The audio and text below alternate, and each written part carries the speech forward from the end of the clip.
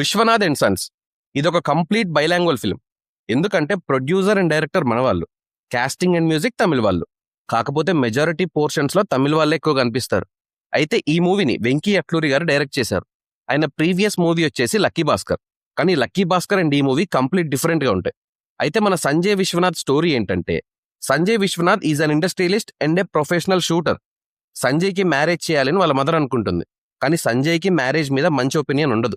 దానికి కొన్ని రీజన్స్ కూడా ఉంటాయి. అలా ఒక అన్ఎక్స్పెక్టెడ్ సిచ్యువేషన్ లో మ్యాడీ సంజయ్ లైఫ్ లోకి వస్తుంది. ఆ తర్వాత సిచ్యువేషన్స్ ఎలా చేంజ్ అయ్యాయి, సంజయ్ ఒపీనియన్ చేంజ్ అయిందా లేదా, కొన్ని ఫ్యామిలీ సిచ్యువేషన్స్ కూడా ఉంటాయి. అలా స్టోరీ రన్ అవుతుంది. అయితే మూవీలో సూర్య గారు కొంచెం ఏజ్డ్ క్యారెక్టర్ ప్లే చేస్తారు అండ్ మమిత యంగల్ క్యారెక్టర్ ప్లే చేస్తుంది. సో ఇదే మెయిన్ కాన్ఫ్లిక్ట్. అండ్ వీళ్ళ ఏజ్ ఎంత ఉంటుందో అదే లెవెల్ ఆఫ్ మెచ్యూరిటీ ఉంటుంది వీళ్ళ క్యారెక్టరైజేషన్స్ లో. వెంకీ అట్లూరి చాలా కన్స్ట్రక్టివ్ గా ఫస్ట్ హాఫ్ ని ఫన్ అండ్ డ్రామాతో ఫిల్ చేసి సెకండ్ హాఫ్ ని ఒక family situation, emotional content side తీసుకెళ్లారు. ఒక్క మాటలో చెప్పాలి అంటే కంప్లీట్ ఫ్యామిలీ మూవీ డెలివర్ చేశారు. అయితే మూవీ స్టార్ట్ అయిన ఫస్ట్ 20 minutes వరకు కనెక్షన్ సెట్ కాలేదు. ఎక్కడో నాన్ సింక్ అయిన ఫీలింగ్ వస్తుంది. అది డబ్బింగ్ వల్ల అండ్ ప్రొసీడింగ్స్ వల్ల అవుతుంది.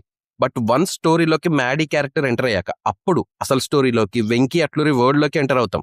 ఫస్ట్ హాఫ్ అయితే complete mix of fun elements and drama. Literally first half లో చాలా పోర్షన్స్ ఉంటాయి, మనల్ని చాలా ఎంటర్టైన్ చేస్తాయి. రాధిక ఇంకా మ్యాడీ మధ్య కన్వర్జేషన్స్ అండ్ కాన్ఫ్లిక్ట్ కానీ, విశ్వనాథ్ అండ్ మ్యాడీ మధ్య కాన్ఫ్లిక్ట్ కానీ ఎంటర్టైనింగ్ గా ఉంటుంది. అలా ఫస్ట్ హాఫ్ అయిపోయేసరికి ఒక మంచి ఫీలింగ్ తో ఉంటాం. ఇంకా సెకండ్ హాఫ్ లో థింగ్స్ కొంచెం డిఫరెంట్ గా ఉంటాయి. ఫస్ట్ హాఫ్ లో మనం ఎంజాయ్ చేసిన ఫన్ అనేది ప్రయారిటీ నుంచి కొంచెం పక్కకు వెళ్ళిపోతుంది. ఫ్యామిలీ ఎమోషన్స్ ఇన్వాల్వ్ అవుతాయి. ఈ పోర్షన్స్ లో కొంచెం స్లో అవుతుంది మూవీ. ఫస్ట్ హాఫ్ లో ఉన్నంత రైటింగ్ సెకండ్ హాఫ్ లో ఉండదు. అంటే ఉంటుంది, బట్ డిఫరెంట్ లెవెల్లో వెళ్తుంది. జీవి ప్రకాష్ మ్యూజిక్ మూవీకి మంచి అడ్వాంటేజ్. ఇలాంటి మూవీకి హై ఇచ్చే బీజిఎం కన్నా స్లో అండ్ టచింగ్ బీజిఎం ఉంటే సరిపోతుంది. జీవి ప్రకాష్ కూడా ఇనఫ్ బీజిఎం కొట్టారు. అండ్ బటర్ఫ్లై సాంగ్ ఒకటి బాగుంది. మిగతావి పర్లేదు అంతే. సినిమాటోగ్రఫీ కూడా బాగానే ఉంది. అలాంటి బెస్ట్ అని చెప్పను, బట్ బాగానే హ్యాండిల్ చేశారు. సంజయ్ విశ్వనాథ్ చాలా రిచ్ కనుక విజువల్స్ కూడా గ్రాండ్ ఇయర్ గా ఉన్నాయి. సంజయ్ ఎంట్రీ అండ్ మెయిన్ గా టైటిల్ కార్డ్స్ బాగున్నాయి. ది వన్ సూర్య అని న్యూ ట్యాగ్ ని మంచి యానిమేతో డెవలప్ చేశారు.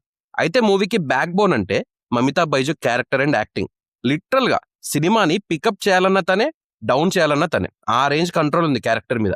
అండ్ రాధిక గారికి మంచి రోల్ ఇది. చాలా రోజుల తర్వాత మంచి ఎమోషనల్ రోల్ ప్లే చేశారు. సూర్య కూడా చాలా బాగా చేశారు. బట్ ఇక్కడ చిన్న ప్రాబ్లం ఏంటంటే కొంచెం ఏజ్డ్ రోల్ ప్లే చేశారు, బట్ అలా కనిపించట్లేదు. ఏజ్ డిఫరెన్స్ అనేది కొంచెమే ఉంది అనేలా ఉంది ఆన్ స్క్రీన్ చూస్తుంటే. వెంకీ రైటింగ్ అండ్ డైరెక్షన్ బాగానే ఉంది, బట్ సెకండ్ హాఫ్ లో రైటింగ్ ఇంకొంచెం బెటర్ గా ఉంటే బాగుండేది. ఎక్కడో త్రివిక్రమ్ టచ్ కూడా కనిపిస్తుంది.